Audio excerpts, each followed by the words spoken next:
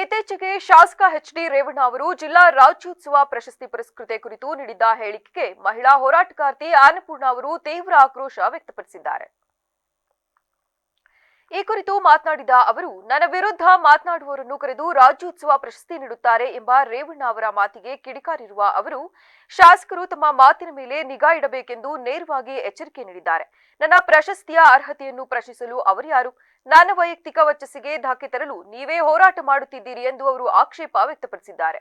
ಮುಂದುವರಿದು ಮಾತನಾಡಿದ ಅನ್ನಪೂರ್ಣ ಅವರು, ನನ್ನ ಬಗ್ಗೆ ಮಾತನಾಡುವ ಮುನ್ನ ಮೊದಲು ನಿಮ್ಮ ಮಕ್ಕಳಿಗೆ ಒಳ್ಳೆಯ ಬುದ್ಧಿ ಕಲಿಸಿ ಎಂದು ಹೇಳುವ ಮೂಲಕ ಶಾಸಕರ ಕುಟುಂಬದ ಇತ್ತೀಚಿನ ವಿವಾದಗಳನ್ನು ಪರೋಕ್ಷವಾಗಿ ಪ್ರಸ್ತಾಪಿಸಿದ್ದಾರೆ.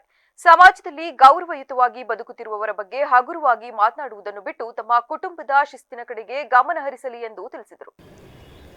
ವಿಚಾರ ಏನು ಅಂತಂದರೆ, ನಿನ್ನೆ ದೊಡ್ಡಮನೆ ಫ್ಯಾಮಿಲಿಯ ಒಬ್ಬರು ವ್ಯಕ್ತಿ ಅಣ್ಣವರು ಪ್ರಶಸ್ತಿ ಕೊಟ್ಟಿದ್ದೀರಿ, ರಾಜ್ಯ ಪ್ರಶಸ್ತಿ, ರಾಜ್ಯೋತ್ಸವ ಪ್ರಶಸ್ತಿ ಕೊಟ್ಟಿದ್ದೀರಿ ಅಂತ ಹೇಳಿದ್ದಾರೆ.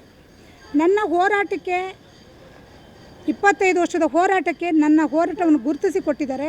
ಅದನ್ನು ಕೇಳೋಕ್ಕೆ ನೈತಿಕತೆ ಯಾವನಿಗೂ ಇಲ್ಲ. ಮೊದಲನೇದಾಗಿ ಹೇಳ್ತಿರೋದು, ಕೆಲವೊಂದು ವಿಚಾರಗಳನ್ನು ನೀವು ಈಗ ಒಂದು 15 ದಿವಸದಿಂದ ಗಮನಿಸ್ತಾ ಇದ್ದೀರಾ. 2 ವ್ಯಕ್ತಿಗಳನ್ನ ಸುಮ್ಮನೆ ಮುಂದೆ ಬಿಟ್ಟು ಅವ್ರ ಮೇಲೆ ಕೇಸು ವಗೈರೆಗಳಾಗಂಗೆ ಸುಮ್ಮನೆ ಅವರನ್ನು ಜನಗಳ ಮಧ್ಯದಲ್ಲಿ ಅವ್ರನ್ನ ಗುರಿಯಾಗಿ ಮಾಡ್ತಾರೆ. 5 ದಿವಸ ತಗೊಂಡೋಗಿ ಬೆಂಗಳೂರಲ್ಲಿ ಅಪಾರ್ಟ್ಮೆಂಟಲ್ಲಿ ಇಟ್ಕೊಳ್ತಾರೆ. ಅಮೌಂಟ್ ಕೊಡ್ತೀನಿ, ಅನ್ನಪೂರ್ಣನ ಬಗ್ಗೆ ಏನು ಬೇಕಾದರೂ ಹೇಳ್ಬೋದು ಅಂತ. ಈಗ ಅವ್ರ ಮಗನ ಹೆಂಡ್ತಿನ ಕಳಿಸಿದ್ದಾರೆ. ಈಗ ಹೋಗ್ಬಿಟ್ಟು ನನ್ನ ಹೆಂಡ್ತಿ ಅಂತ ಹೇಳಿದ್ರೆ ಆಗ್ತದ? ಎಲ್ಲರದು ಹಾಗೆ ಅಲ್ವಾ? ಒಂದು ಸರಿ ಹೊರಗಡೆ ಬಂದರೆ ಮುಗೀತಲ್ವಾ?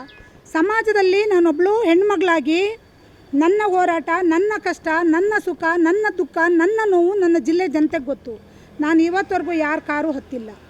ಒಬ್ಬ ಹೋರಾಟಗಾರ ಬರ್ತಾನೆ, ಗಡ್ಡ ಬಿಟ್ಕೊಂಡು ಶಾಲ್ ಹಾಕ್ಕೊಂಡು ಹೋರಾಟಗಾರ ಬರ್ತಾನೆ, ಕರ್ಕೊಂಡೋಗ್ತಾನೆ ಬೆಂಗಳೂರಿಗೆ.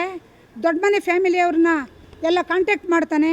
ಅವನು ಅವತ್ತಿನ ದಿವಸ ಒಂದು ಹುಡುಗಿನ ಓಡಿಸ್ಕೊ ಬಂದಿದ್ದ, 2 ಮಕ್ಕಳು